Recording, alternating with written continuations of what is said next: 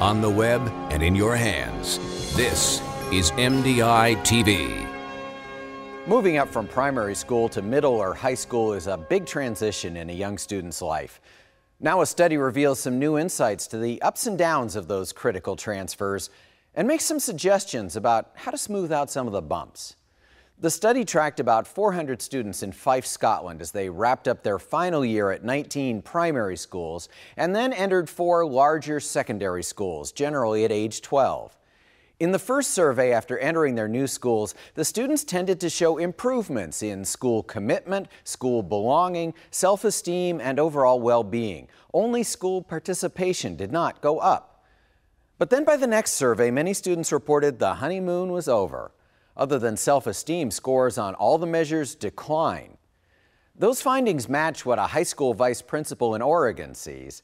Cameron Neal at Portland's Lincoln High says new freshmen are energized that first day of school, but the enthusiasm doesn't always last. I think that in terms of our students that transition into high school, there is certainly a honeymoon period. The fall is very optimistic and very vibrant, but there are students that begin finding high school, either the academics or the culture of a high school, to be very challenging. The Scottish survey research identified some things that school administrators might be able to do. Making changes in school discipline, how supportive teachers are, the classroom environment, and counteracting boredom might cushion the dip, according to Vivian Horrobin, who did the survey work for her PhD thesis at Scotland's University of St Andrews. But I think it is up to schools. I think gone are the days when schools existed and children went and had to cope with whatever they were offered. I think schools now have to make the effort to help to, adapt to the needs of children, actually. Horrobin also discovered that some things thought to affect students really didn't make much difference to the ones she studied. For example, bullying, friendships, and school safety didn't do a good job of predicting how well students said they were doing. Vice Principal Neal notes that changing schools to better support students can be a challenge. We get some information from the middle schools about students that are going to need academic supports, and then we both hook them up with staff tutors as well as student tutors. The challenge comes from, for us, is how do we embed those supports into the school day and not make it either before school or after school, because that, of course, has implications for students' ability to play sports or other activities. And so they're kind of put in conflict between accessing these supports and still maintaining their well-balanced experience, which we certainly encourage too. And what about alternative models to the traditional school structure?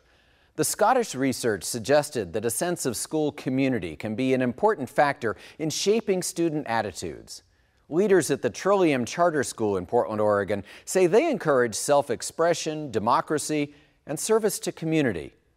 Polly Christopher is both a teacher and a mother of 6. That's right, 6 current and former Trillium students. Our students interact throughout the whole thing. Students in middle school have classes with high schoolers, and they know their teachers well because we just have a relationship-based model, and so students have access to teachers and have just the ability to talk and sit down by them. They call them by their first name. Polly's son Zach is halfway through his 9th grade year at Trillium, and he seems pretty enthusiastic. Like, when you're in a class, it's kind of at ease. Like, you can go into a class and you learn everything. I do fine in my classes, but it's like not tense. You can it's kind of hanging out and learning at the same time. I think it's a good social atmosphere.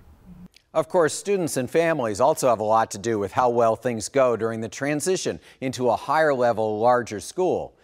But as the Scottish study noted, it's hard for school administrators to do much about family life.